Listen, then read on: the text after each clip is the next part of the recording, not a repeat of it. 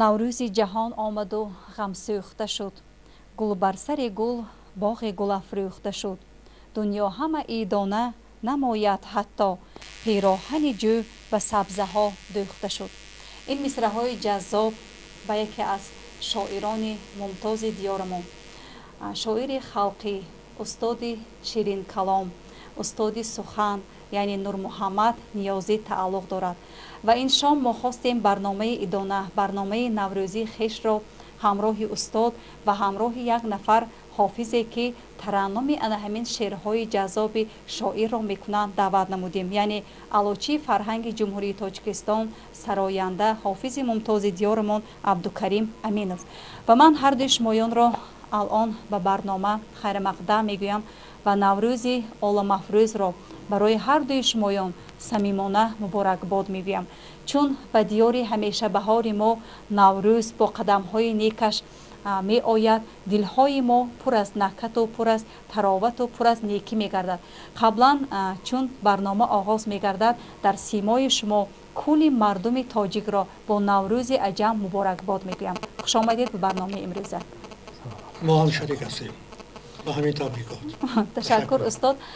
ва чун имрӯз суҳбати мо дар мавзӯи наврӯз, анъанаву суннатҳои наврӯзӣ аст, ман мехостам аз устод, чун яке аз донандагони анамин таърихи наврӯз ва анамин қироаткунандаи шеърҳои наврӯз, эҷодкор ҳастед, мехостам аз таърихи пайдоиши анаҳамин наврӯз инҷо сухан карда бошед. ташаккур. мо ҳама дар оғӯши наврӯз қарор дорем. тамоми тоҷикистони мо, агар гӯем ки тамоми дунё дар иҳотаи базми наврӯзӣ аст, хато намекунем. зеро наврӯзи мо аз соли 2010 инҷониб наврӯзи ҷаҳонӣ шудааст. ва дар ин рӯзҳо инқадар сурудҳо, инқадар байтҳо, шеърҳо баланд садо медиҳанд. зеро наврӯз вақте ки меояд, вай бо як таронаи нав меояд, бо як оҳанги ширин меояд, бо як зебоии хоса меояд. ман чанд рубояҳо дорам. дар яке аз рубояҳо мегӯям ки наврӯз ба фарзу суннаташ мустақил аст. дунёи кӯҳан базмгаҳи обу гел аст. наврӯз табиатон чунин фармоянд: наврӯзгаҳе ки беҳтарин аст дил аст. яъне ба хотири оне ки дилҳои мардум пур аз шодиҳои наврӯзӣ бошад, мо инқадар сайрҳо мегузаронем, сайри наврӯзӣ, инқадар ба истиқболи наврӯз тайёриҳо мебинем. тайёриҳо ҳам хурд, ҳам калон, ҳама баробар. зеро дар рӯзи наврӯз, ё ки дар рӯзҳои наврӯз бояд дар ягон ҷо на ғам бошад, на ғусса бошад, на чирк бошад, на ғубор бошад. чире ки табиат худаш нишон медиҳад. устод, яъне мири наврӯзӣ, ин як устоди беҳамтоҳ аст ки вақте ки сол тамом шуд, соли кӯҳан ба охир расид, рӯзи нав, соли нав оғоз ёфт, бояд ин рӯз, ин сол чигона оғоз ёбад. тамоми сол ин чӣ гӯям, ин тамоми сол бояд ба ҳамин мардум як таъсири худашро гузорад. одамо мепурсанд ки наврӯз кай оғоз ёфт. асосан мегӯянд ки ин наврӯз ба ҳамин подшоҳи ҷамшед вобаста аст ва дар бораи анамо пайдо шудани худи иди наврӯз боз чанд хел фикру ақидаҳо дар бораи наврӯз ҳаст, дар бораи ҳамон воқеае ки масалан ҷамшед наврӯзро муайян кард. мегӯяд якеаш ин аст ки ҷамшед ҳам дар замони худаш дар рӯзҳои ана ҳамин ид вай ба шаҳрҳо мерафт, шаҳрҳои худашро мегашт ва боре барои ҷамшед як тахти нав месозанд, тахти заррин месозанд ва ҳамин тахти зарринро ҷину шаётин, шайтонҳо мебардоранд бо амри худованд و از کوی دماوند جمشید رو در یک مدت کوتاه به شهر بابل میبرند و مردم این لحظه رو میبینند، تماشا میکنند و به شوق میآیند که این در حقیقت امروز روز نو است و همه عید میکنند و بار دیگر در جای دیگر میگویند که وقتی که پادشاه در تخت نو می نشیند مردم را دعوت میکند و میگوید که من پادشاه شما هستم، من به این تخت برای آن نشستم که فقط عدل، فقط نیکویی باید در ممالک ما حکمرانی کند، من به شما خدمت میکنم و مردم از این شاد میشوند و از همون روز سرکرده روز نوروز آغاز می‌یابد. خب استاد خوب قید کردید در خصوص تاریخ همین پیدایش نوروز. بینندگان عزیز، من یادآور شدنی هستم که برنامه ما مستقیما پخش گردیده ایستاده است و شمایان می توانید به واسطه با عنوان برنامه تحت رقم کوتاه 1006 با ما در تماس باشید و سوال یا تمنیات های نوروزی خیش را به همدیگر، به خویشان و پیوندانتان، به ساکنان شهر خوجند اینجا رسانیده باشید و اگر سوال هایی باشد با استاد عزیز ما شاعری خلقی نور محمد نیازی و با حافظی که امروز مهمانی میکنند برنامه ما رو عبدالکریم امینوف، میتوانید طریق همین زنگ‌های تلفنی در تماس باشید. خب استاد، امروز میبینیم که با قدم های نیک سروری دولت، پیشوای ملت، اساسگذار صلح و وحدت امام علی رحمان در سراسر کشور با قدم نیک همین نوروز تمام کشورمان گلگل میشکفد و امروز نیز ما الکی برخوردار از آن هستیم که در شهر خوجند، در مرکز شهر خوجند آمادگی به جشن بزرگ نوروز که پگاه آن نمایش داده می شود تیاری رفته ایستاده است و از همین نکهت های نوروزی و من باز می خواستم در خصوص عنعنه های نوروزی که ملت تاجیک نیاگانمان از قدیم همین عنعنه ها رو با خود آوردن و ما نیز ادامه دهنده همین عنعنه های نوروزی هستیم. کدام عنعنه ها امروز باقی ماندن و ما آن رو ادامه داده ایستاده ایم؟ عنعنه های نوروزی، عنعنه های نوروزی که از زمان های قدیم بین مردم ما اون سنت ها همیشه جاری بود، امروز هم هست و برای ما و شما معلوم است که مردم خرد و کلان به استقبال نوروز چقدر تیاری میبینند.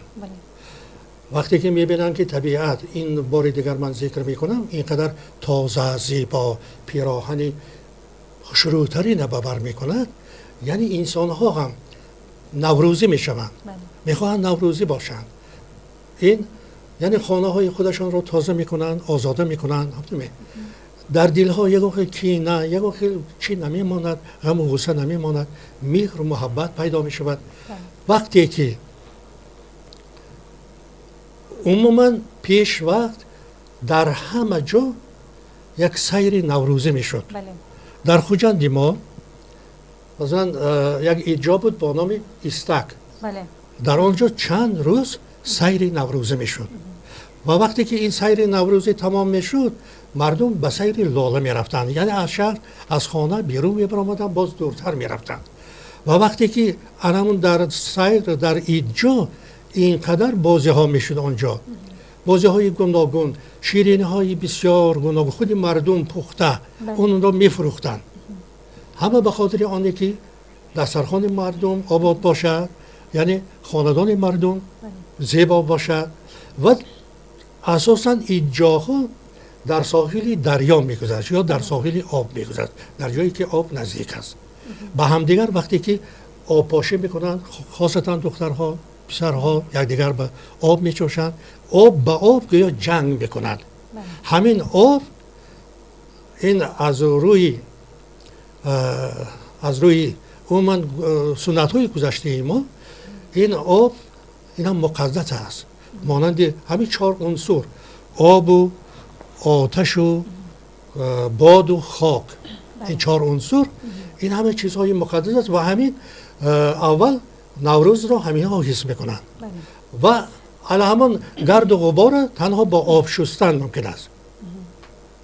وقتی که آب به آب جنگ میکند و با هم دیگر آب میپاشند، یعنی ببینید صدای شادی بلند میشد، غصه ها از دل ها رفته میشود و همین آب زدن ها امروز هم خاصتا در دیه ها در وقت نوروز یا اینکه تا نوروز بعد نوروز همه وقت همین چیز هست. مردم در این کوچه بر وقت مثلا آب میزند، بیروبد، تازه میکند، سحری بر وقت پیش از اذان درهاشون میکشند تا که بخت و سعادت خوشی ها همین خاندان به وارد شود. ببینید شیرینی ها میپزن گفتیم، همین 7 سین 7 شین، این همه به خاطر آن است که یعنی یک سال دراز خاندان پر از ناز و نعمت باشد. یعنی در آغاز سالش ما چقدر پیشواز گیریم، یعنی در دوام سال علی همین اثر میکند به زندگی هر روزه ما.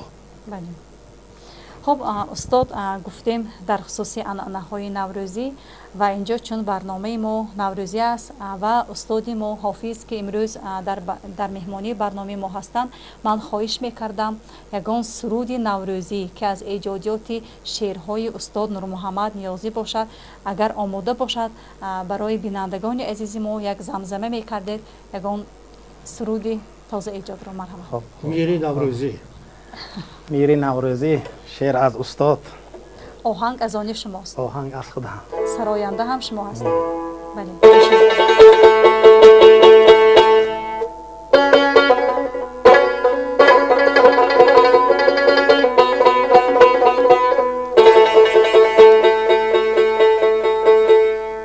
عجب ماهی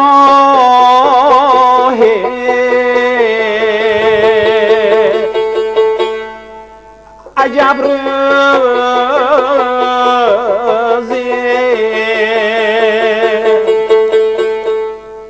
بیا ای میری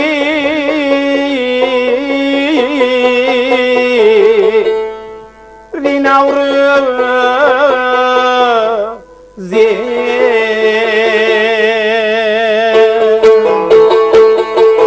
عجب ماهی عجب روزی بیا ای میری نوروزی عجب ماهی عجب روزی بیا ای میری نوروزی جهان را با دل افروزی شکفتن ها بیاموزی جهان را با دل افروزی شکفتن ها بیاموزی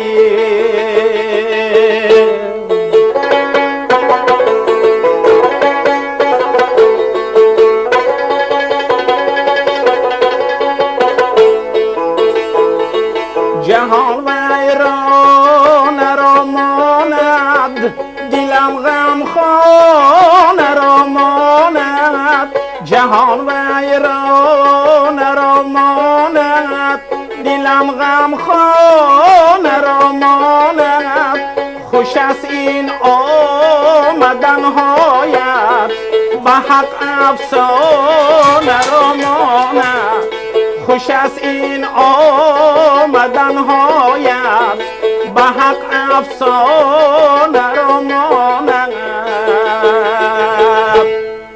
عجب ماهی عجب روزی بیا ای میری نوروزی عجب ماهی عجب روزی بیا ای میری نوروزی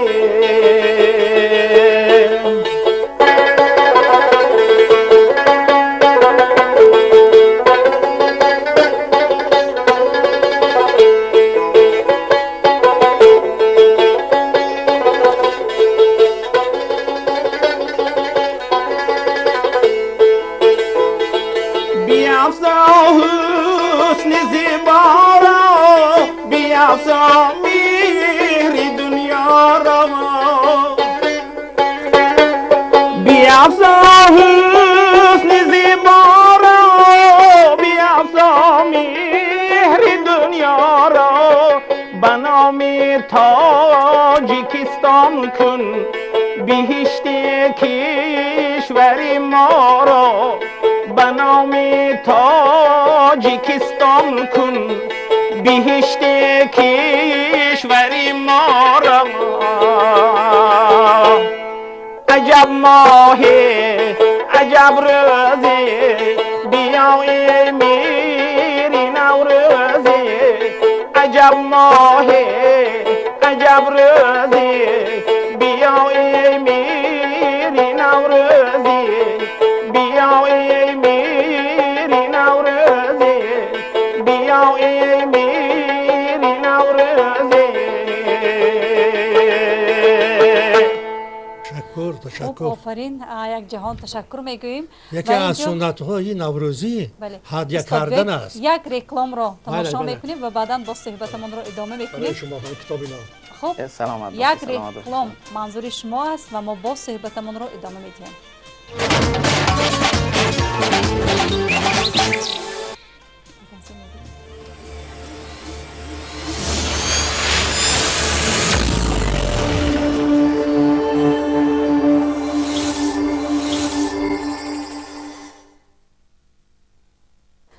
خب استاد، چون اینجا من میبینم که برای همین حافظه که در برنامه ما استاد سرایندگی میکنند شما یک تحفه گمان میکنم نوروزی تقدیم نمودید. میخواستم در قصه همین تحفتون سخن کرده باشید.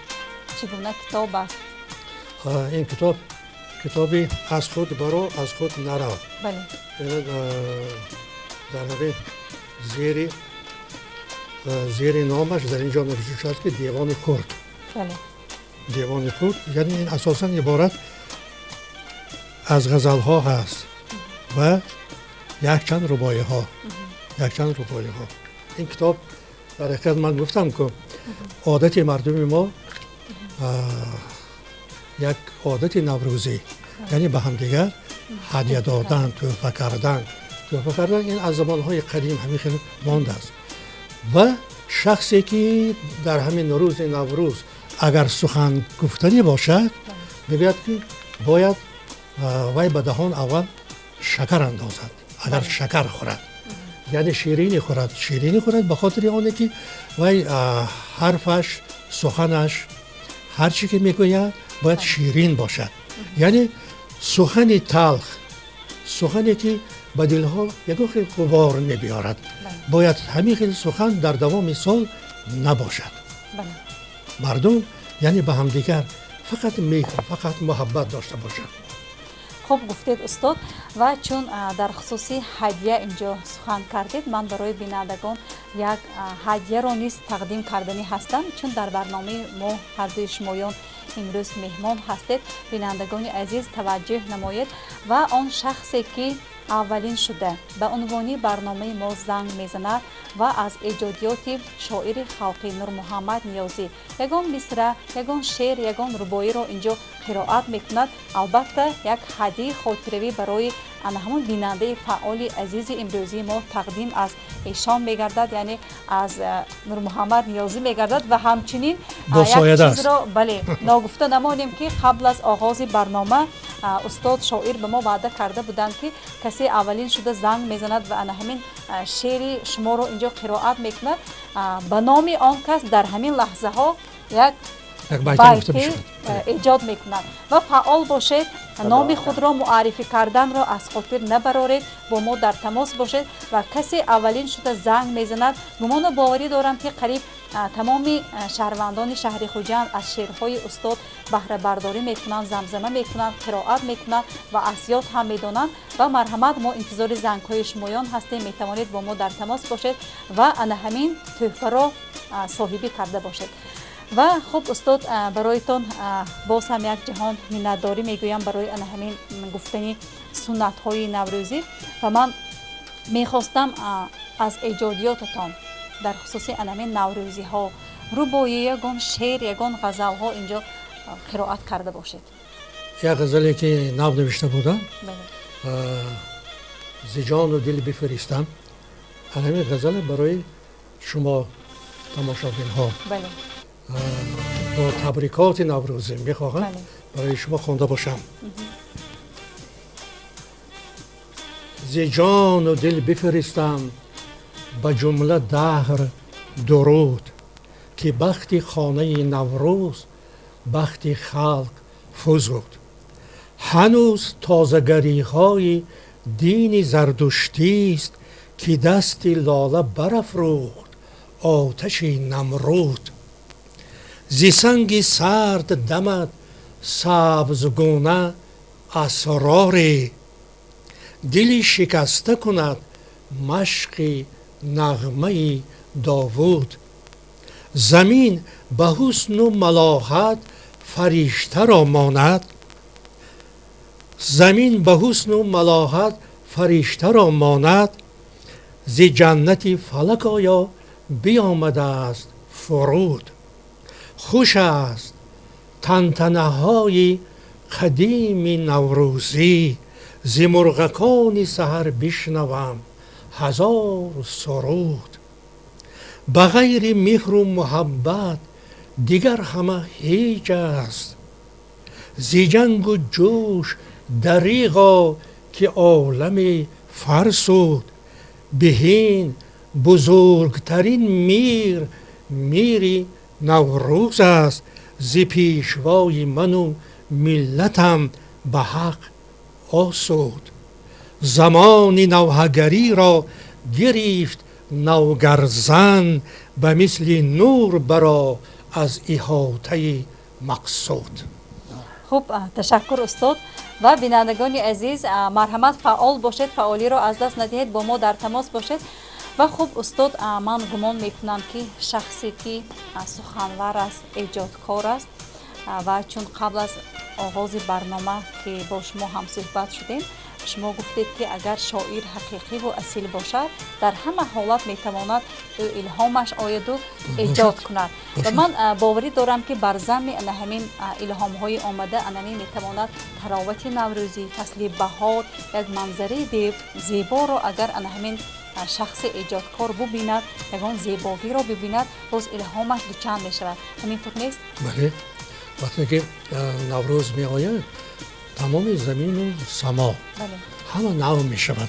وقتی که همه نو می شود در دل هر یک انسان اول محبت جوش می زند، دویم یعنی محبت ها تازه می شوند، دویم چقدر آرزوهای شیرین پیدا می شود. هر یک انسان می خواهد به عمل با یک چیز مشغول شود. اگر هنرمند باشد می خواهد با واسطه هنرش چیزی ایجاد کند که پسند مردم باشد.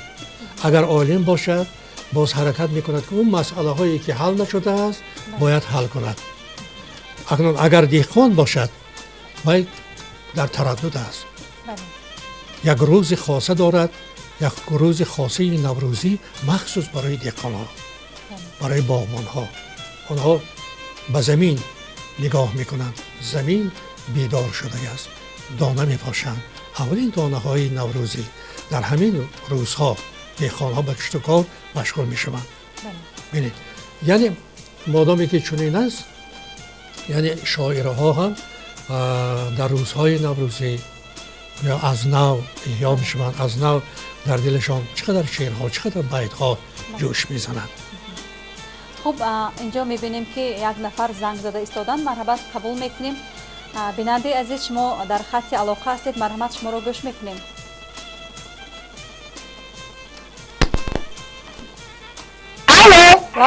لابش ما رو گوش میکنیم.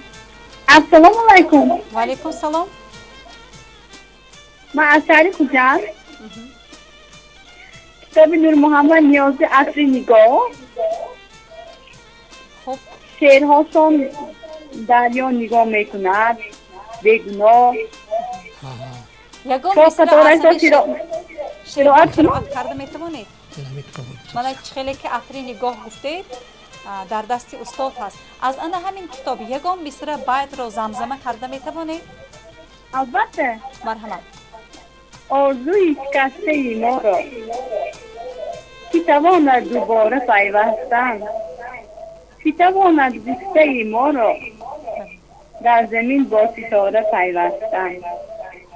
شما از یاد میدانید یا از کتاب خوانده ایستاده؟ راستی؟ نه، از یاد میدانم. تشکر بر شما. نام شما چیست؟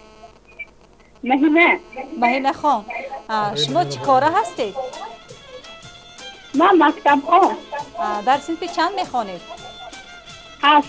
در کدام مکتب؟ 21 شهر خوجند. در مکتب 21. خب استاد الان الهام ایجادیتشان آمد به نام شما یک مصرع بیت ایجاد کرده ایستادن تا دمی که آن کس ایجاد میکنن باز یگان شعر را قرائت کرده میتوانید؟ البته. مرحمت ما گوش داریم. دوستداری و برای چیست؟ از برای قدر همدیگر سوزودن، از برای عشق را به خود نمودن، از برای یک دلیل زنده بودن. هجر اگر آید زمان سوختن، مرگ. خب متاسفانه اینجا خط علاقه قطع گردید. مهینه خان بهترین طالبه هستید، احسن به شما و مرحمت استاد اگر آماده باشد با سایه دست استاد در همین لحظه در همین ساعت هایی که برنامه ما مستقیما پخش شده ایستاده است، من میبینم که استاد حتی سنه و ساعت ها رو هم در اینجا نوشته ایستادن از آن شما از همین کتابچه. مرحمت این سایه دست به خاطر مهینه خان به همین کتابی از خود برا از خود نرا. بله مرحمت. با مهینه بهار می جوشد، آرزو بیشمار می جوشد. همین آرزوهای بهاری من آرزو میکنم که عملی شده باشد. خب یعنی شما ناز خوانید، مکتب ناز تمام کنید، یک انسانی شود که برای خلق و وطن همیشه خدمت کرده باشید.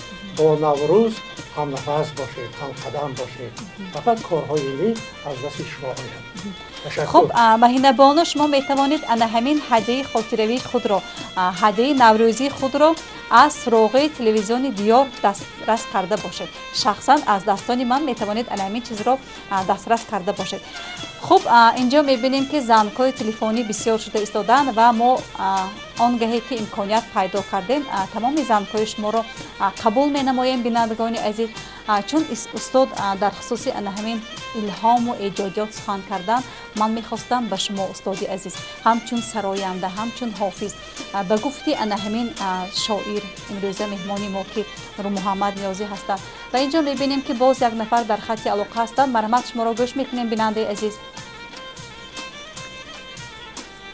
مرحمت بیننده عزیز، شما در خط علاقه هستید، برنامه ما مستقیما جریان دارد. مرحمت. الو. لبای گوش داریم. السلام علیکم. و علیکم سلام. من شما را با عوام با آمد ایدی بهار یعنی نوروز تبریک مبارکباد نموده. اولا شاعر نور محمد نیازی و پدرم عبدالکریم امینوف را با نوروز خجسته تبریک می نمایم. دخترتان زنگ زده ایستادن. خوب میتوانید مینداری کنید. چی نام دارید خواهر عزیز؟ من زلیخا امینوف، دختر عبدالکریم امینوف. هر شام تلویزیون دیار را تماشا میکنید یا اینکه امروز چون پدر شما مهمان هستند؟ با اهل آیوه. خب تشکر. و من از شما خواهش میکردم شما هم از ایجادیات شاعر یگان بیت اینجا قرائت کرده میتوانید، چون پدر شما تمام شعرهای همین شاعر رو میسرایند، به آهنگ میدرارند، شما نیز یگان بیت قرائت کرده میتوانید. خب اینجا علاقه قطع گردید، ما نتوانستیم که با آن کس در تماس باشه متاسفانه. خب گمان میکنم دخترتان از ایجادیات شاعر میدونن حتما. البته سرودهای پدرش داند، البته میداند. من میخواستم به جای دخترتان چون خط علاقه قطع گردید شما یگان مصرع شاعر رو اینجا زمزمه کرده باشید. شکری بی عدد که زیاده از 100 شعر و غزل استاد آهنگ بستم. برای همین فرزندام 100 تا سرود ایجاد کرده باشم از استاد. قریب 100 شعر و غزل استاد میدانند ان شاء الله. قریب هر شام همین سرودها رو وقتی که تیار خدا میکنید پدر راضی، خدا راضی، راضی شو ای مادر، دنیا تو در ترانه های من، کی سفید و کی سیاه از خدا میداند، جوانی دولتی بوده است حیفا من ندانستم. من بر ضمن این سالهای آخر چند شعر و غزل استاد با آهنگ‌های کلاسیکی، با چارگاه یک، با کوچه باغ، دنیا پر از فلاکت و من عاشقم هنوز، پر از نزاع و غربت و من عاشقم هنوز. خصوصا روزهای نوروز. خصوصا روزهای نوروز. بله. خب علمی الهام حافظان در کدام موسم در کدام لحظه بازدوچند می شود؟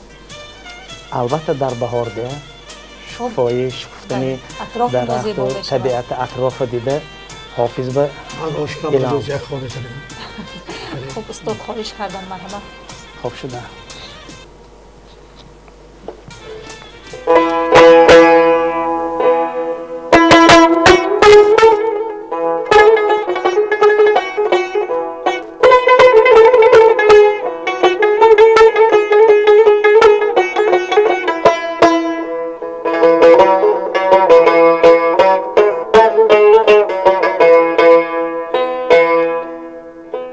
دنیا پر از فلاکت من عاشقم هنوز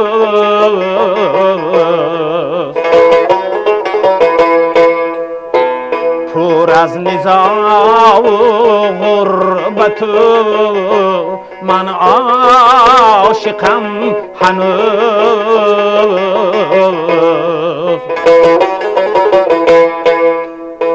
یک زمره آدمانی جهان زیشت پرورند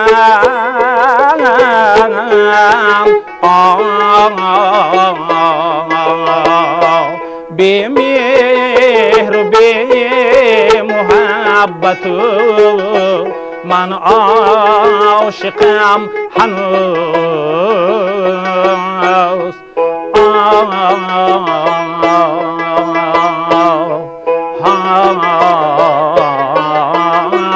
بی ای بیارم.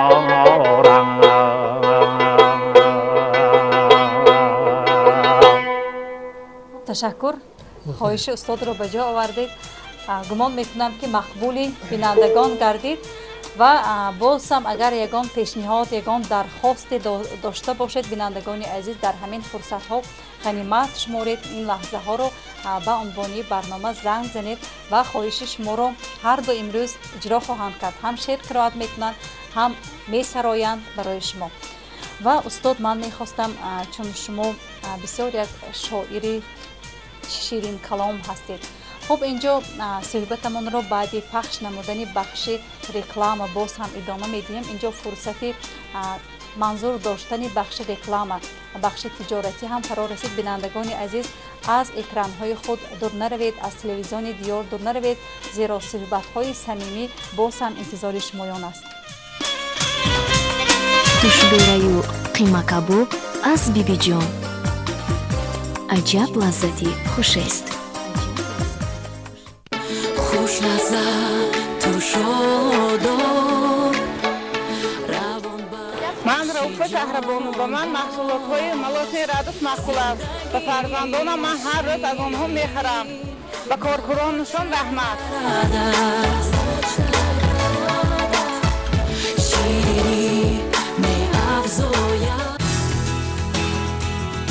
مکتب، школа, school, телевизор. чипси бо табассум. забономӯзӣ осон шуд.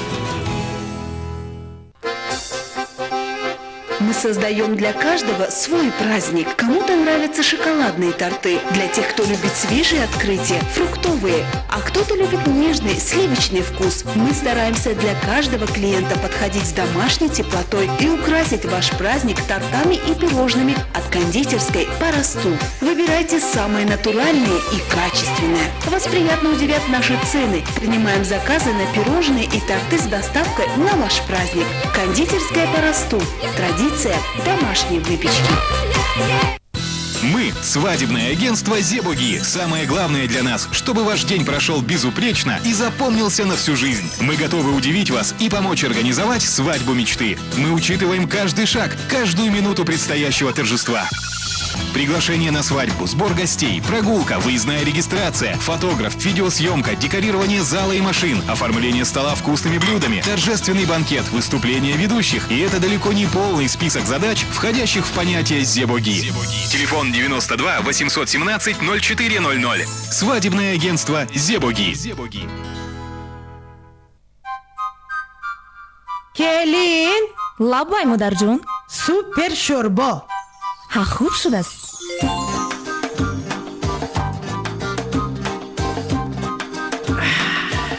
گلین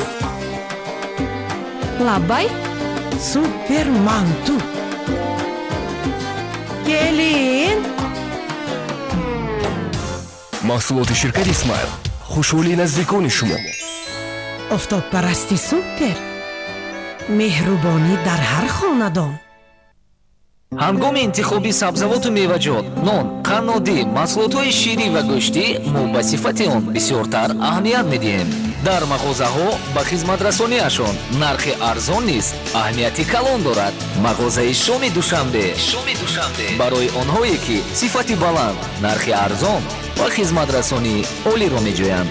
ҳамчунин номгӯи зиёди шириниҳои бо лаззати ширкати лаззати азиз бароятон пешкаш мешаванд. суроға шаҳри хуҷанд, кӯчаи гагарин 5А, мағозаи шоми душанбе.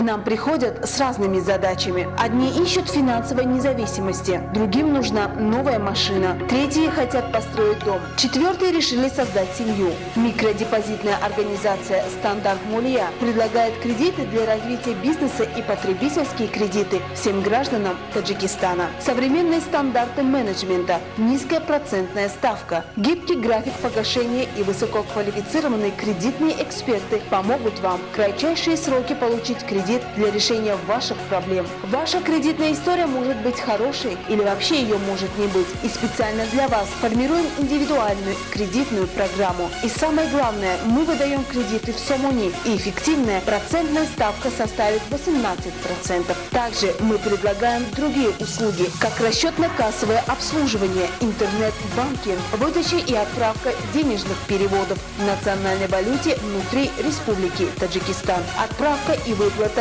денежных переводов из любой точки и в любую точку России по системе «Золотая корона» и «Контакт». Принимаем депозиты физических и юридических лиц по более выгодным процентам.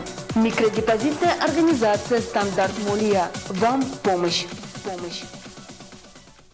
Ворота являются визитной карточкой хозяина и его жилища. УСТО Оривджон предлагает услуги под ключ. Мы сами спроектируем, произведем, доставим и установим выбранную вами металлическую, стальную, железную продукцию. Бронированные двери, кованые ворота, решетки, изгороди, козырьки, перила, винтовые лестницы, сейфы. Мы работаем по каталогу с любыми размерами и цветовой палитрой за короткий срок. Защита и безопасность вашего дома с УСТО Оривджон. Наш адрес – рынок Дусти, рядом с рынком машин.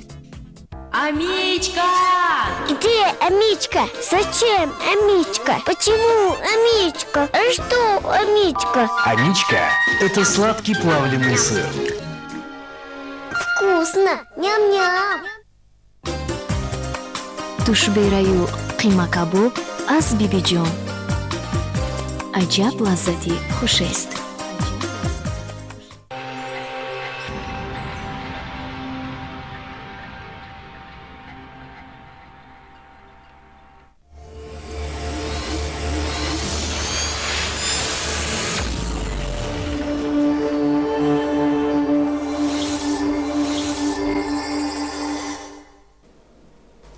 بینندگان عزیز، برنامه ما باز هم ادامه می‌یابد و شما برنامه ما را مستقیما اینجا تماشا میکنید و رقم ما 1006 است و اینجا یک نفر بیننده عزیز در تماس هستند. مرحمت، شما را گوش میکنیم.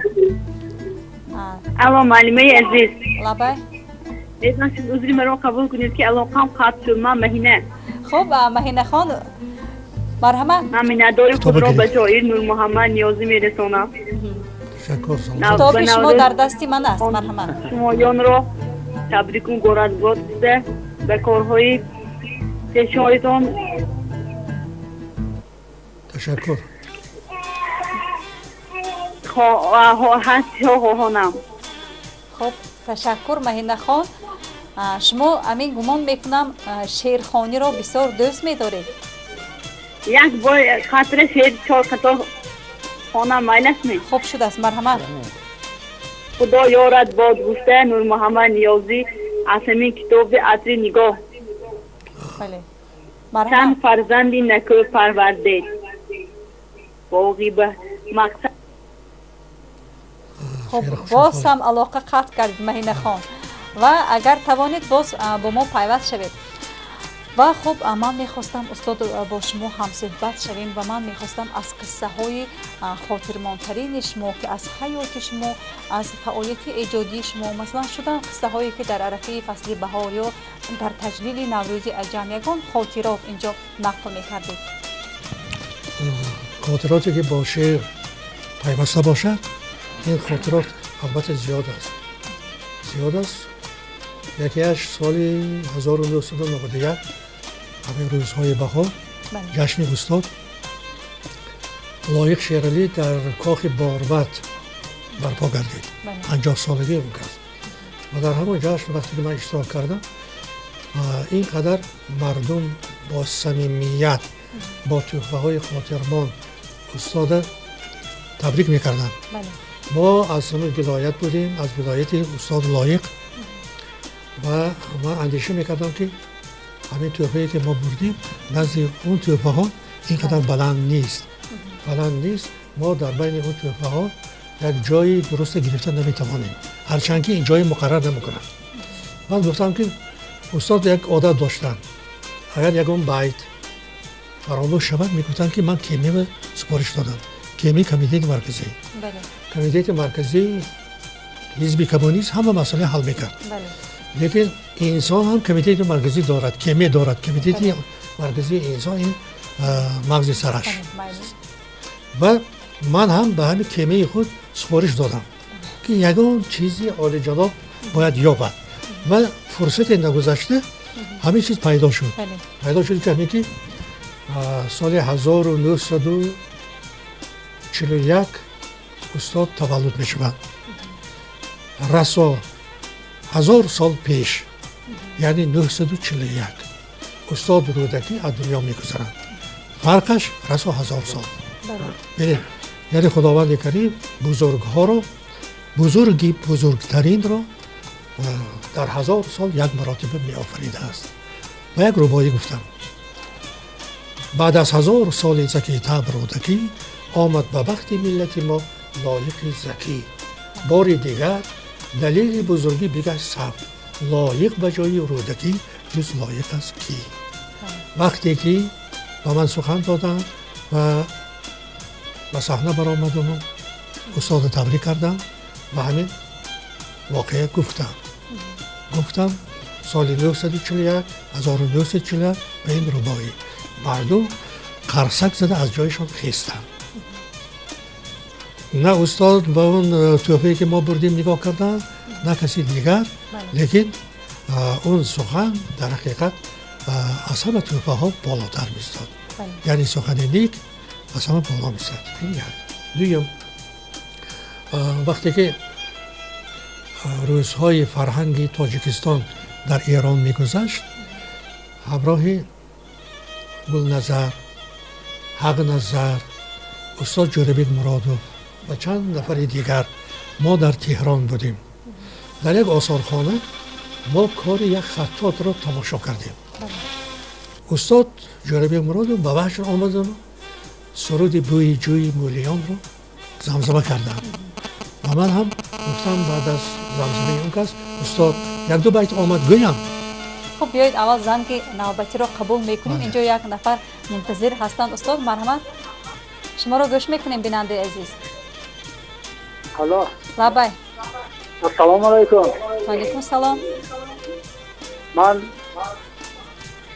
عبدالرحیم رؤوفزاد میخواهم نور محمد نیازی شاعر خلقی جمهوری تاجیکستان را و عبدالکریم را به این نوروز تبریک نموده به آنها عمری دراز و رزق فراوان میخواهم و در ایجادیات آینده آنها بسیار موفقیت ها آرزومند هستم. و یک شعر از 1047 چهار مصرع خواندنی هستم.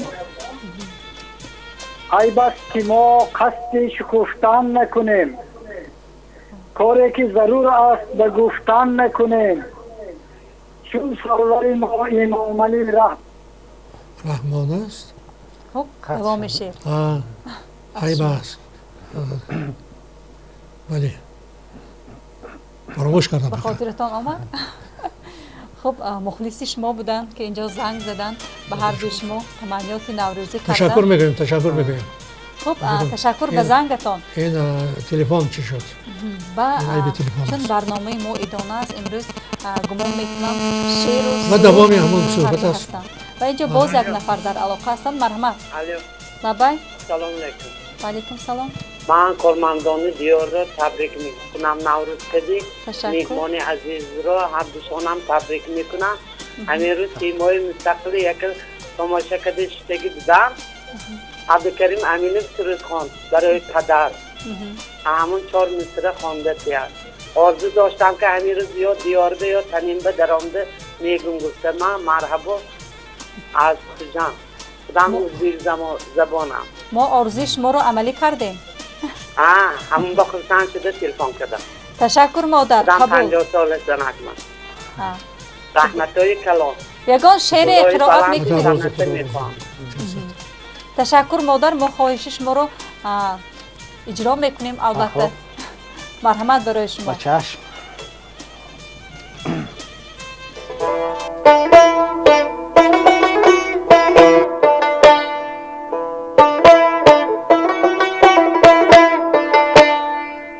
ندا از آسمان آمد پدر راضی خدا راضی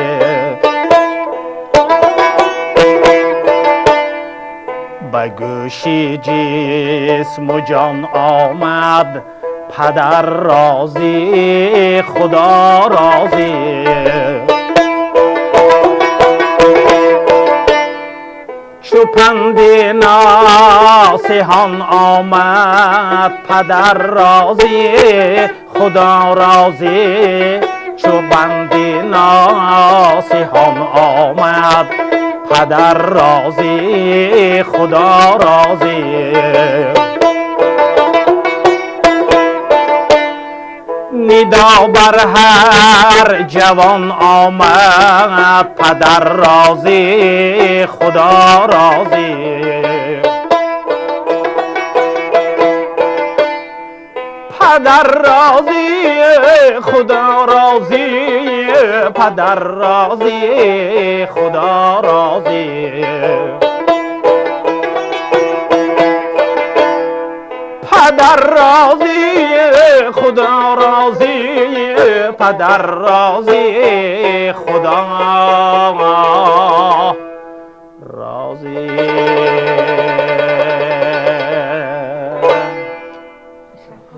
سلامت باشید. و مادر زنده باشد. انا همین خواهش شما امروز در برنامه ما عملی گردید. مرحمت. باز اگر یگان درخواستی داشته باشد بینندگان عزیز به ما زنگ زنید. امروز در محفل ما شیر و شکر مهمان هستند. هم شعر میگویند، هم حافظی میکنند، هم سرود میخوانند.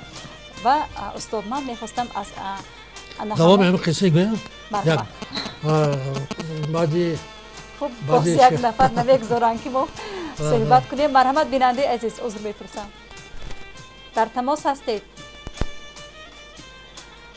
ما شما را گوش میکنیم بیننده عزیز. تلویزیون شما روز گذشته من تماس کرده بودم از ناحیه سپیت من. شما بسیار شخصان تاریخی امروز با تلویزیون دعوت کرده و مردم در وقت استراحت بسیار یک کار خوب کرده میکنید. ما باور کنید بسیار از این تلویزیون شما تلویزیون بیار که ما به این تلویزیون شناسیدیم بسیار از کارکنان منتدار هستیم. تشکر. همیشه با ما باشید. با شاعر مسئول یکی از شاعران نامدار ولایت تاجیکستان که امروز ما صحبت آن کسا از واسطه تلویزیون میشنویم بسیار فراغت کردیم و از جمله امروز با یکی خب بیننده عزیز متاسفانه اینجا خط علاقه قطع گردید و شما میتوانید باز هم با ما در تماس باشید. تشکر به آن چه که اینجا شما گفتید. ما البته تهیه‌گران برنامه کوشش بر آن خرج میکنیم که هر یک برنامه ما پرمضمون باشد، موافق طبع و ذوق شمایان بینندگان عزیز باشد و شما به واسطه میتوانید به عنوان برنامه زنگ زنید، باز هم فکر و درخواست خویش را در تهیه برنامه ها و ما ابراز داشته باشید. و مرحمت استاد. و من بداهتا یک بیت گفتم تو را وصل کردم به حق اینقدر فریبا نظر نی فریبا هنر. برای همین بیت یک دیوان حافظ به من توفه کردم. خب باز یک زنگ نوبتی از مرحمت بیننده عزیز شما را گوش میکنیم. الو سلام علیکم. و علیکم سلام. همه شما رو با روز نوروز تبریک می‌نمایم. تشکر. مرحمت چه درخواست چه سوالی دارید و متاسفانه باز هم خط علاقه قطع گردید بینندگان عزیز. ما تمنیات‌های هر یک شمایان رو به این نوبت میگیریم، فکر و درخواست شمایان رو و اینجا بخش یک رکلام است. از اکران‌های خود دور نروید، با ما باشید.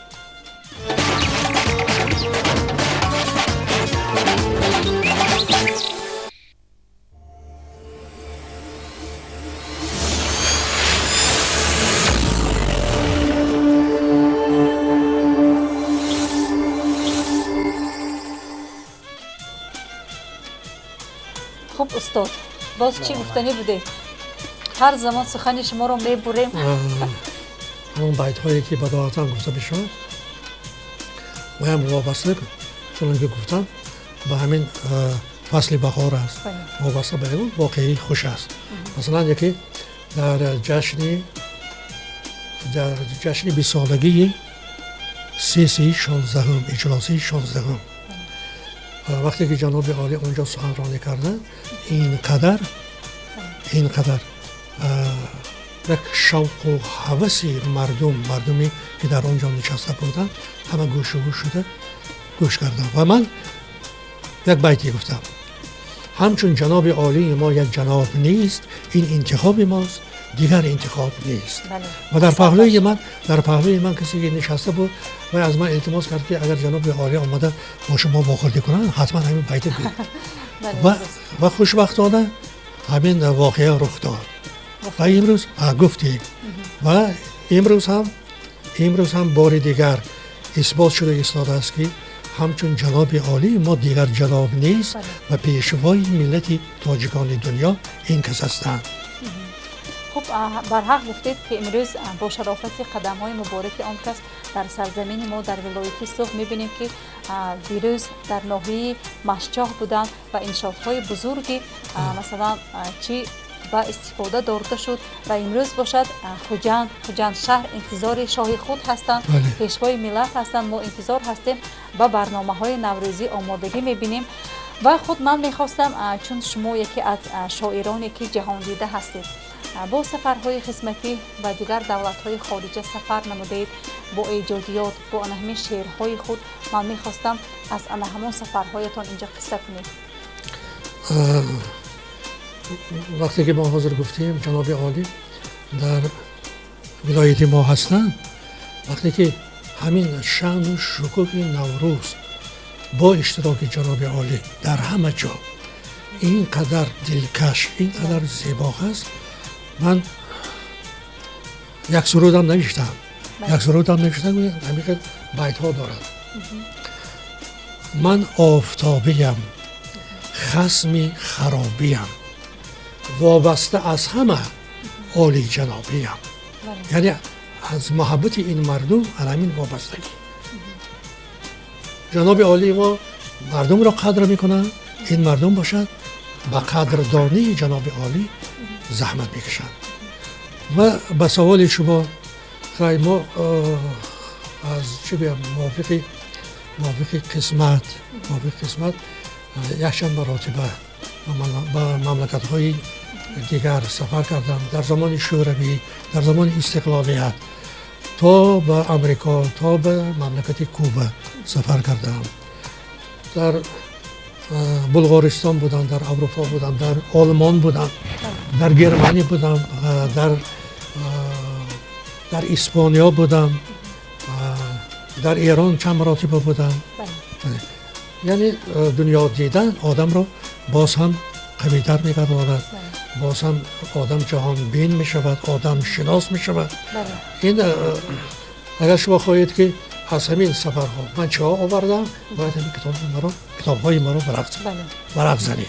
یعنی همه آن در آن درد شده. البته خب قصه ها و واقعات البته زیاد هستند. خب استاد من میخواستم که امروز ها درباره آنی که مثلا قانون جمهوری تاجیکستان درباره مسئولیت پدر و مادر امروز به تصویب هم رسیده است و الان که ما از روی همین قانون عمل میکنیم و هر یک پدر و مادر میکوشد که برای فرزندش بهترین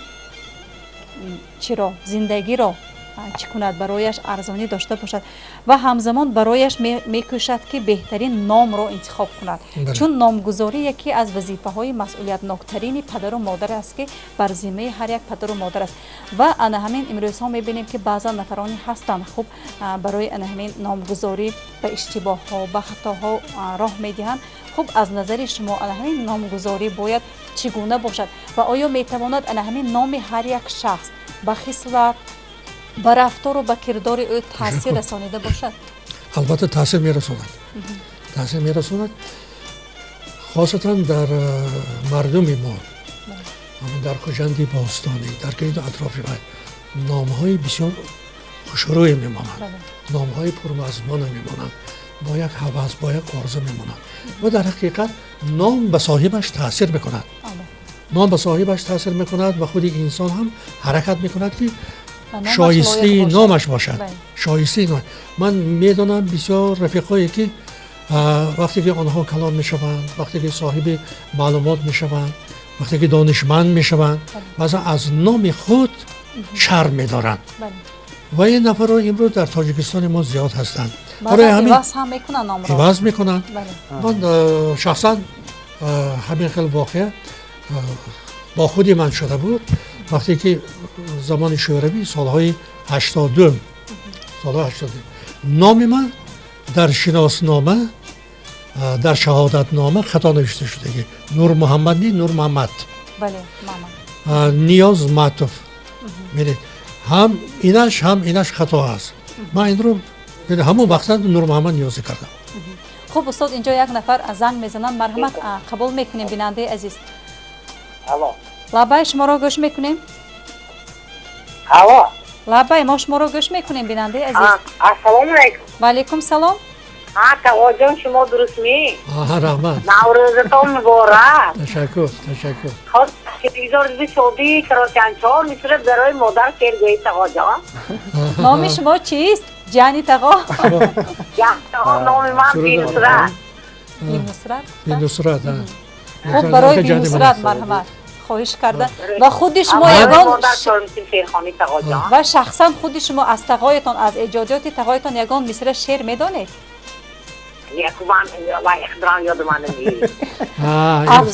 افسوس که تقوایتان چنین یک شاعر خلقی نامدار هستند. شما یگان چه زمزمه کردن. شما از همین روز وظیفه دار هستید که امروز در خانه از همین کتاب‌های شاعر دسترس میکنید و حتما از یاد میکنید و مرحمت. در واسه مادر من شعرهای بسیار نوشتم و از همین فرصت استفاده برده من از عبدالکریم خواهش میکنم یک دو بیتش هم زمزمه کنم. زی فرزندان زیبازاده راضی شوی مادر. همون یک دو بیتش میخوانیم. آهنگش کده این هم آهنگ میشود هم چی؟ نباشه خانمی مادره. خیلی باشد. سرودی نو مادر یکمی مراتبه.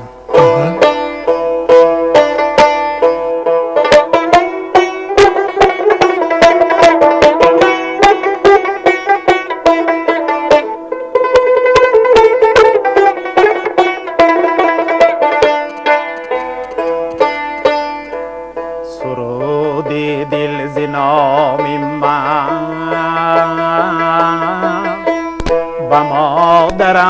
به مادرم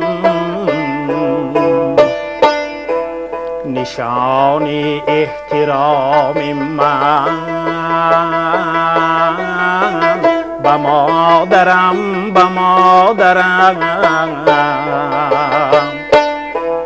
پر از گل صداقت و محبت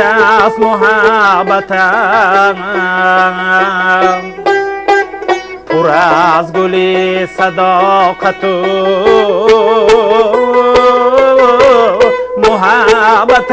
محبت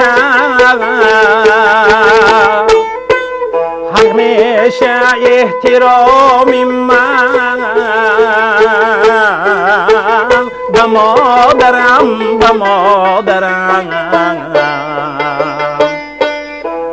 سلام من پیام من به مادرم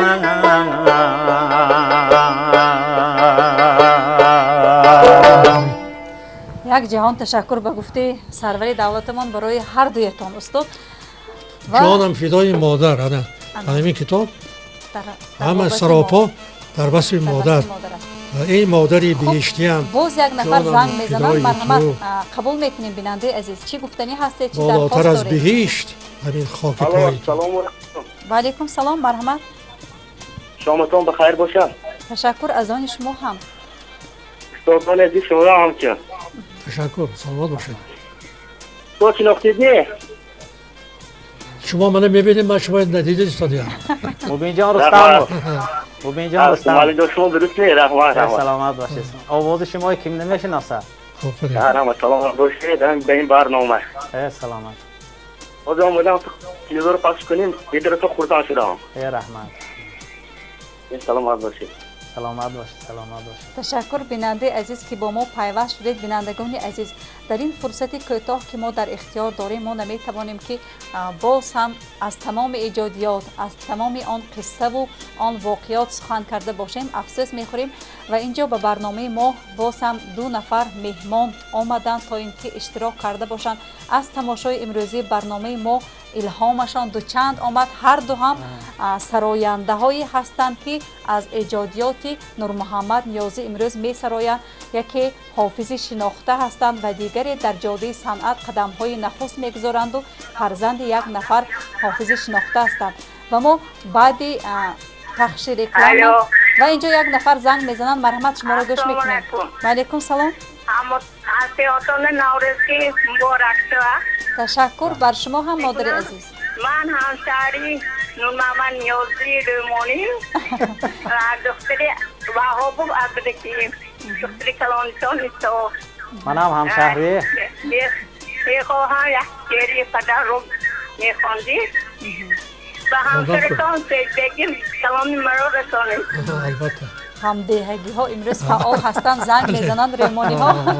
خب ما باز برنامه مخصوصی را آماده میکنیم همراهی انهمین استاد، همراهی آنهایی که شعرهای استاد را امروز وصف میکنند و به آهنگ میدرارند و امروز میسرایند. و بینندگان عزیز در همین فرصت ها امروزه صحبت ما با 2 نفری که شیر و شکر بودن برنامه ما را چنین به شوق و به رنگ تابش آوردن اینجا خیر خوش میکنیم و 2 نفر انتظار هستند در پس کادرهای ما که امروز مهمانی میکنند. از تلویزیون دیار دور نروید و خود آگاهی پیدا میکنید که امروز در مهمانی ما که ها هستند برایتان معرفی نمیکنم زیرا خود تماشا کنید تلویزیون دیار را. خب استاد جنبستی سخن. تشکر. سلامت باشید. پاکیزگی از ضمیر نوروز آموز، از طینت بی‌نظیر نوروز آموز. دنیا همه زیباست، تو هم زیبا شو، برخیز و بیا ضمیر نوروز آموز. تشکر. خب برای شما هم تشکر میگویم. سلامت باشید. از فرصت مناسب استفاده برده تمام هموطنان عزیز با این نوروز بین المللی از تحت دل جوانی حافظانه تبریک میکنم. بگذار هر روزشان نوروز باشد، نوروزشان پیروز باشد. تشکر. بگذار قلب‌هایتان همیشه شاد باشد. نوروز در خاندان شما بگذار با قدم‌های نیکش آمده باشد. خب بینندگان عزیز، اینجا بخش تجارتی ما رکلام منظور شما می‌گردد. مرحمت. تشبیه‌ها از شرکت 33 عجب لذتی خوش است.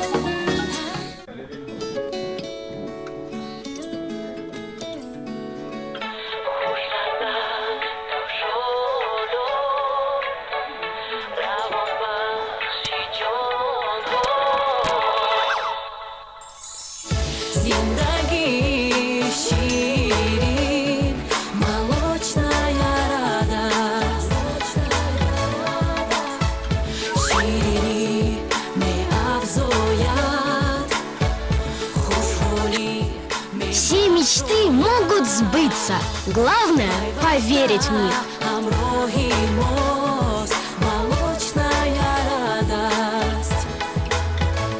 Воплощайте мечты вместе с компанией «Молочная радость». Природа дарит нам только лучшее.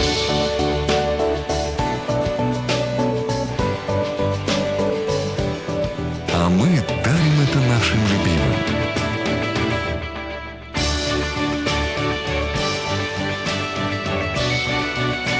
Семечки от компании Smile. Такие, как мы любим. Smile. Добрый знак качества.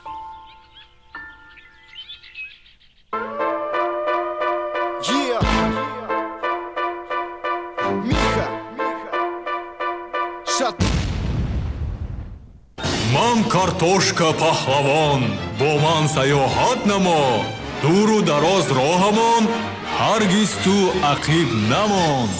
бозии шавқовар аз ширкати замона бар ивази ҳамагӣ 300 дона карточкаи чипси табассум ва бо табассум шумо соҳиби бозии рӯи мизии саёҳати картошка паҳлавон мешавед. Картошка паҳлавон сайёҳони чобукудонуро мунтазир аст.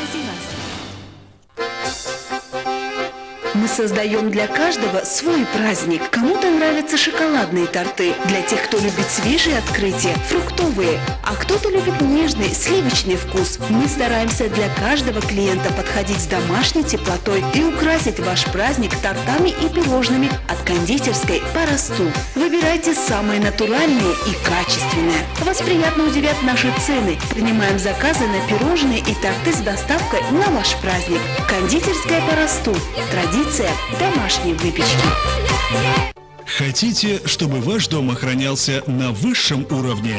Прогресс не стоит на месте. Раньше сторожем работал человек, а теперь за него делает работу высококачественная техника. Dubai Mobile. Камеры наблюдения, домофоны, видеокамеры для новостроек и домов, фотоаппараты, батареи и зарядники для ноутбуков, аксессуары для телефонов любых моделей, часы, очки и многое другое. Любая качественная техника на заказ. По адресу улица Ленина, 12. Dubai Mobile. Действуй, выбирай. Ворота являются визитной карточкой хозяина и его жилища. УСТО Оривджом предлагает услуги под ключ. Мы сами спроектируем, произведем, доставим и установим выбранную вами металлическую, стальную, железную продукцию, бронированные двери, кованые ворота, решетки, изгороди, козырьки, перила, винтовые лестницы, сейфы. Мы работаем по каталогу с любыми размерами и цветовой палитрой за короткий срок. Защита и безопасность вашего дома с УСТО Оривджом. Наш адрес – рынок Дусти, рядом с рынком машин. Амичка! Где Амичка? Зачем Амичка? Почему Амичка? А что Амичка? Амичка – это сладкий плавленый сыр. Вкусно! Ням-ням! офтобпарасти супер. меҳрубонӣ дар ҳар хонадон.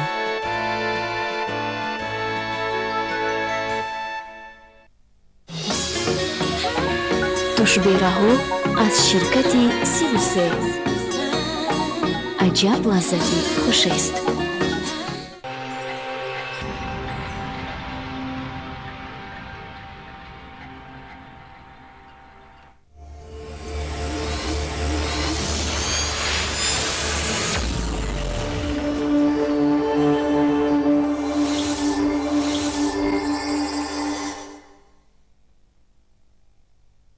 با امروزه برنامه شامی دیار باز دو نفر حافظانی تشریف آوردند که الان برایتان میخواهم معرفی کرده باشم. این دو هم از ایجادیات شاعر نور محمد نیازی شعرها رو به آهنگ درآورده و هم می‌سرایند. یکی علوچی فرهنگ جمهوری تاجیکستان دلشاد طاهری حافظ شناخته و ممتاز دیارمان و دیگری باشند فرزند باز هم سراینده ممتاز دیارمان حافظی پسندیده و دوست داشته هر یکی ما و شما عالم جان واحدов عادل جان واحدов تشریف دارند. خب به برنامه هر دو شمایان را قبلا خوش آمدید میگویم و ما امروز شاهدی از آن داریم که شمایان بینهایت مخلصی اشدی همین استاد نور محمد نیازی هستید و چگونه به برنامه ما امروز تشریف آوردید؟ باور کنید ما حاضر همراه برادرمو در یک جا در ضیافت بودیم. دیدیم که این بخش مستقیم است. استاد محمد نیازی، استاد عبدالکریم، من شما ما خواستیم که یک رفته تبریک کنیم اول استاده و هموطنان تاجیکستانی عزیز همشون نوروز که تبریک میکنیم. همه وقت تنسیتی خانه آبادی باشد و فقط خرسند دیگه گردیم. خب گمان میکنم که هر دو هم همکاری میکنید با همین شاعری شیرین کلامی ما و امروز با کدام ارمغان ادامه تشریف برنامه ما شدید. هر آن کسی که امروز با ما در تماس می شود یا شرکت میکند به برنامه ما حتما باید شعر یا یگان سرود را سراییده باشد از ایجادیات شاعر نور محمد نیازی. مرحمت از شما آغاز میکنیم. ما باور کنید وقتی که آهنگ میسازم بعضیش بعد شعر میمانیم. من میرم همراه استاد مقصد میکنم استاد من این آهنگ من پیش شما شعر همین شنونید که خوشی شنید. یعنی اول آهنگ ایجاد میشه بعد شعر هم خوشی کده همراه مینویسیم. وقتی که ما همین سرودی شکوه بود سرودی شکوه این سالی 2005 سرودی بودم به نهایت به خلق مقبول حاضرم میخوانیم پسندیده است. استاد برفته گفتم که استاد همیشه مضمونش همیشه شود که همین شکوه کن به نهایت مضمون کلام از چی شکوه میکنید مضمون کلام دارد و به خلق به مخلصان پسند آمد. من خرسند با بسیار شعرها میگیرم من استاد همکاری میکنیم. شعرهایشان مقبول شما است؟ مقبول. بله. خب مرحمت میسراییدید خوب میشد. منی به خبر ز عشق برای کجا برفتم به تو دل نبسته بودم زی تو من جدا برفتم تو ولی نشسته بودی به غمی محبتی من زی خدا بجسته میگو همدم سعادتی من چی خیال های شیری چی خیال های رنگی گلی آرزو بچینم گلی آرزو تو همچین. خب تشکر دلشاد جان. ما میدانیم که در همین صنعت استراد شما یک سبک و اسلوب خاص خود دارید و خب امروز چون راهبری گروه دلشاد پلوس با نوروزی ها چگونه آمادگی میبینید؟ چگونه باز ایجادیات شما امروز در کدام حال است؟ ما حاضر بسیار چیگه نویگری ها کردی سودیم سرودهای نوبان هم ایجاد کردیم و باز من به نزدیکی با همراهی دوستان صنعتکاران غالب جان یوسف طالب جان اسماعیلوف سیراج‌الدین خدای میگانوف بابا جان امان الله باز 8 نفر یک سرودی زادروزی سراییدیم به نزدیکی سطح تلویزیونیش هم میبراید. یعنی آماده میشود همراه دوستان برای مخلصان یک تحفه ارغوانی نوروزی کنیم و از تلویزیون دیار پیشکشی مخلصان میگردد حتما. خوب تشکر. خب عادل جان شما که فرزند یک نفر سراینده ممتاز هستید و پدر شما رو همگان میپسندند سرودهایش رو گوش میکنند امروز مقبول همگان است عالم واحدov هستند و امروز شما با کدام ارمغان ادانه آمدید که از ایجادیات شاعر نور محمد نیازی اینجا هم سرودن میخواهید و هم شعرها قرائت کردنی هستید؟ مرحمت. من یک خطا میکنم یک دوست شعر رو به سرود آهنگ تبدیل دادم. میخوام هر دش رو چهار مصر باشد هم کمتر باشد کرار کنم. یکمیش این لیلا می باشد. مدد کند به من قلم برآورم غم از دلم به دستی تو به دستی تو به دستی تو گل گلم هم یگانه ای عطای من ترانه ای برای من به دستی تو به دستی تو به دستی تو نوای من هم شمسی خاور است لیلا دلبر است لیلا از جان بهتر است آیا بهتر است لیلا شمسی خاور است لیلا دلبر است لیلا از جان بهتر است آیا بهتر است لیلا. خب عادل جان اینجا می‌بینم که شما ظاهراً هم به پدر مانند هم آوازتان به پدرتان خیلی مانند است. خب خدا کند که در آینده مثل پدر شهرت زیاده به خود گیرید، شهرتیار دیارمان گردیده باشید. خب اینجا فرصت دارید اهل صنعتکاران رو چون جوان هستید تمنیات نوروزی کرده باشید. من از نام خودم از نام همه خودمان تمام شهروندان خوجند را تبریک با عید نوروز با عید بهار تبریک مبارکانه بوده. همه خوشی‌های زندگی را تمنا دارم به این نوروزی. خب تشکر. و باز انا همون وعدگی مثل شعر دومی که شما وعده کرده بودید. این روی بهار می باشد به بهار سرای دهیم. برسد بوی بهار برسد گل به کنار برسد بوی بهار برسد گل به کنار برسد صوت هزار برسد صوت هزار منتظرم به سایه سرد چنار برسد لطف نگار. خب تشکر عادل جان. خب امروز همراه پدر شما هم حافظی میکنید در توی معرکه ها و خدمت مردم میروید؟ البته استوزی من اولین پدرم میباشم. هم روح خطیب در توی معرکه ها.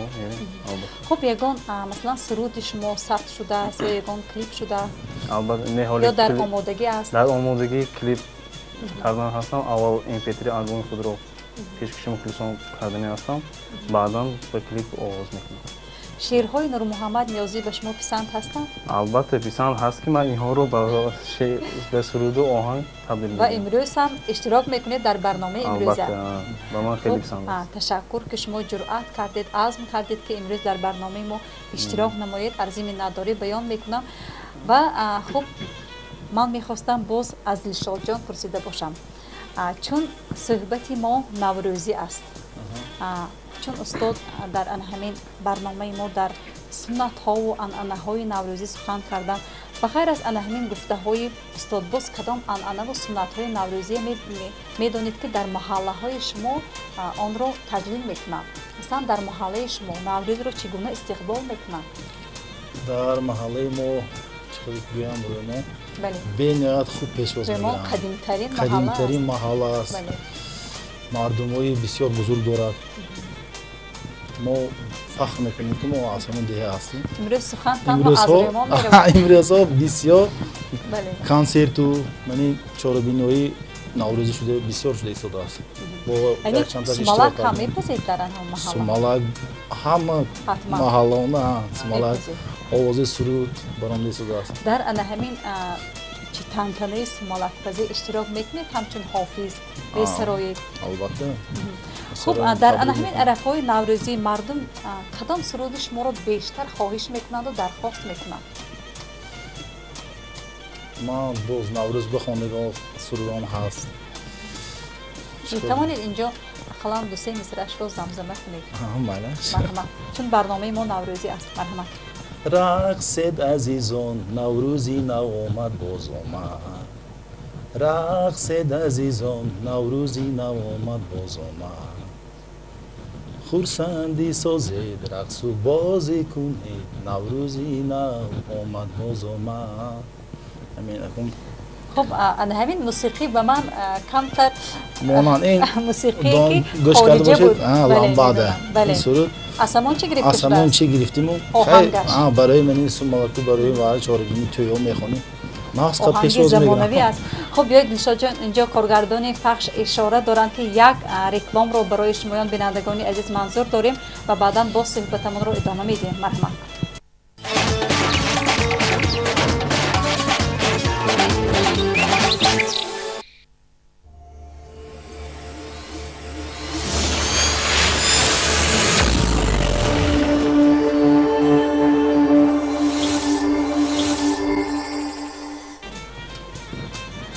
خب تشکر بینندگان عزیز با ما باشید و خیلی که ما برایتان گفتیم امروز برنامه ما ایدانه نوروزی است و سخنها از نوروز می رود و شعر و سرودها ترانه ها اینجا زمزمه گردیدن برای شمایان و خب دلشاد جان باز چه گفتنی هستید؟ باز من گفتنی هستم که باز یک سرودی مشهور شده بود در تاجیکستان عزیز ما شعر از استاد محمد نیازی و وقتی که وای سرود برآمد در توی معرکه 10 بار 20 بار هم درخواست میکردن که میخوندیم این سرود یاری جان چی ها کردی جان زیتن جدا کردی این سرود من به نهایت استاد دوست میدارم این کس صنعت دوست فرهنگ دوست و در لبی دایره سیر یک جای زیبا دارم در همون جا به نزدیکی با رفته بودن یک شعری نو ایجاد کردیم همراه خود و خود به نزدیکی با اینا پیشکشی مخلصان میگردیم. خب من یک خصلتی انا همین شاعر و استاد رو میدونم که همون لحظه که مثلا در خصوص یگان چی گفتید در را ایجاد میکنه شعر ایجاد میکنه همین خصلت رو شما هم البته من میدونم باز یک چیزی گفتم اونم همون روزی که ما رفتیم همراهی الهام رمانوف دوستم به نزدیکی این هفته شد استاد спортсмен 70 تا انجمنی کردن سطح پریسیزنی کردن باز دریا به شینو کرده یک بازی کردن که این با سلامتی بینیات فایده کنه داره بهار زمستان لیکن من میدونم استاد دایره بازی میکنه تنها در شاعری امروز در ورزش هم در ورزش هم خب سلامت باشن استاد امروز خصوصیت های نیک انا همین شاعر رو بحث میکنیم و ریمانی ها در حقیقت هم انسان های بزرگ هستند خیلی که میبینیم جوان هستن و امروز برنامه هم تمام همین ریمانی ها امروز اشتراک میکنن. خب من میخواستم باز از زبان شما برای مخلصانتان یک تمنیات نوروزی رو اینجا شنیده باشیم چه تمنیات دارید و عموما چه نقشه ها دارید در ایجادیات در فعالیت حافظیتون؟ تشکر من فرصت استفاده برده تلویزیونی دیاربه تشکر میگم و در آینده نقشه بسیار خوب داریم برای مخلصان کنسرت کردنی هستیم و نوارهای کلیپ شده شده است و مردم تاجیک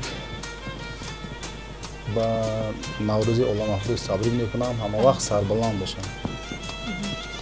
خب تشکر به هر دوی شمایان و در سیمای شما خیلی که گفتم من کلی حافظان رو با این لحظه های نیکترین با نوروز جهانی مبارکباد میگویم. و خب بینندگان عزیز اینجا برنامه ما هم به انتهای خود میرسد. ما برایتان در این روزهای نکهت بخش نوروزی بهترین نعمت‌های دنیا رو تمنا میکنیم. بگذار خانه‌تان آباد باشد، همیشه سربلند باشد و طول این ساعت‌ها با ما همکاری داشتن، تهیه برنامه را آماده میکردن و منظور شما داشتن تهیه‌گران برنامه نواربردار رستم جان حاجبویف و کارگردان پخش عزیز جان جورایف، راهبر گروه ایجادی فیروزه میرجمایو و راوی برنامه زرینه صمد و با شما بودیم. خیر تا برنامه‌های نوبتی در امان خدا باشید.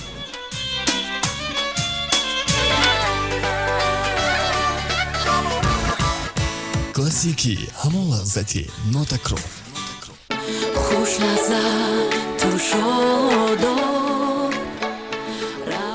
Assalomu alaykum. Men Abdulatif Abdultalib, sokini shahri Xo'jand. ما همه روزه محصولات های ملاشین رازوس رو اهل و علمان استفاده میبریم. ба ман хело маҳсулотҳои молочный радус хело писанд аст. Ба шумоён тавсия медиҳем ки аз маҳсулотҳои молочный радус истифода беретон.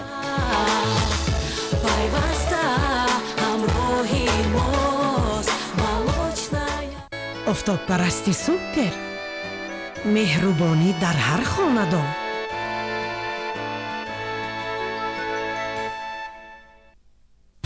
Мы – свадебное агентство «Зебуги». Самое главное для нас, чтобы ваш день прошел безупречно и запомнился на всю жизнь. Мы готовы удивить вас и помочь организовать свадьбу мечты. Мы учитываем каждый шаг, каждую минуту предстоящего торжества.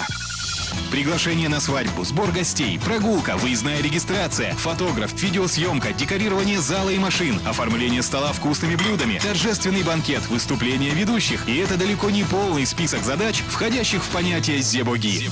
Телефон 92 817 0400. Свадебное агентство «Зебуги».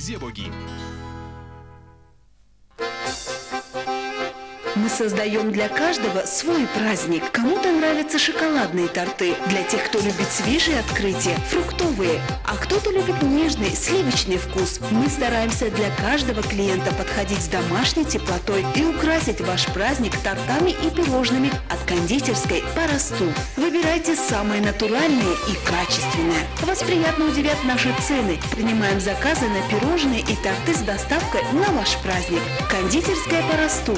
Традиция домашней выпечки. К нам приходят с разными задачами. Одни ищут финансовой независимости, другим нужна новая машина, третьи хотят построить дом, четвертые решили создать семью. Микродепозитная организация «Стандарт Мулия» предлагает кредиты для развития бизнеса и потребительские кредиты всем гражданам Таджикистана. Современные стандарты менеджмента, низкая процентная ставка, гибкий график погашения и высококвалифицированные кредитные эксперты помогут вам в кратчайшие сроки получить кредит для решения ваших проблем. Ваша кредитная история может быть хорошей или вообще ее может не быть. И специально для вас формируем индивидуальную кредитную программу. И самое главное, мы выдаем кредиты в Сомони, и эффективная процентная ставка составит 18%. Также мы предлагаем другие услуги, как расчетно-кассовое обслуживание, интернет-банкинг, выдача и отправка денежных переводов в национальной валюте внутри Республики Таджикистан, отправка и выплата денежных переводов из любой точки и в любую точку России по системе «Золотая корона» и «Контакт». Принимаем депозиты физических и юридических лиц по более выгодным процентам. Микродепозитная организация «Стандарт Мулия». Вам в помощь. ҳангоми интихоби сабзавоту меваҷот, нон, қаннодӣ, маҳсулотҳои ширӣ ва гӯшти мо ба сифати он бисёртар аҳамият медиҳем. дар мағозаҳо ба хизматрасониашон нархи арзон низ аҳамияти калон дорад. мағозаи шоми душанбе барои онҳое ки сифати баланд, нархи арзон ва хизматрасонии олиро меҷӯянд. ҳамчунин номгӯи зиёди шириниҳои бо лаззати ширкати «Лаззати азиз» бароятон пешкаш мешаванд. суроға шаҳри хуҷанд, кӯчаи Гагарин 5А, мағозаи шоми душанбе.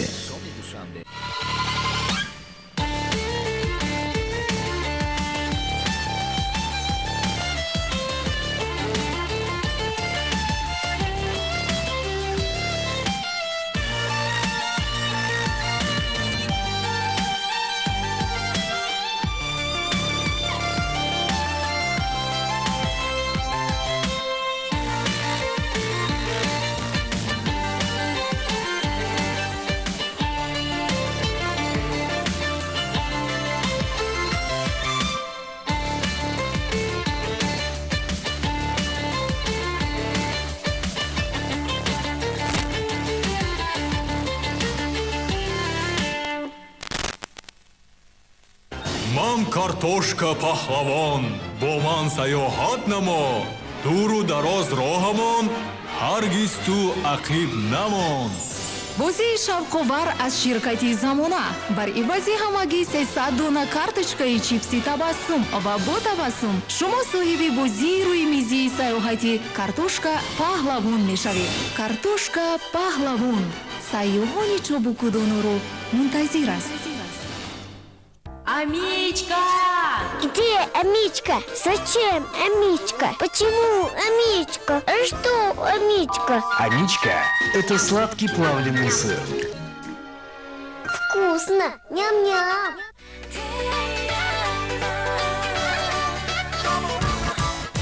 Классики ҳамон лаззати нотакрор.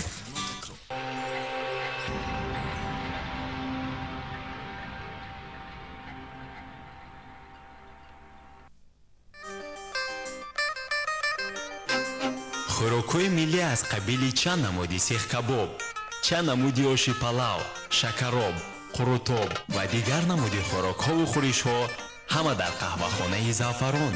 суруғаи мо кӯчаи Ленин 3Б назди гузаргоҳи зеризаминии марказӣ. хизматрасонии оливу таомҳои миллӣ дар қаҳвахонаи Заъфарон. дастури супоришҳо низ қабул карда мешавад. телефон барои иртибот 61300 ва 92 892 0000.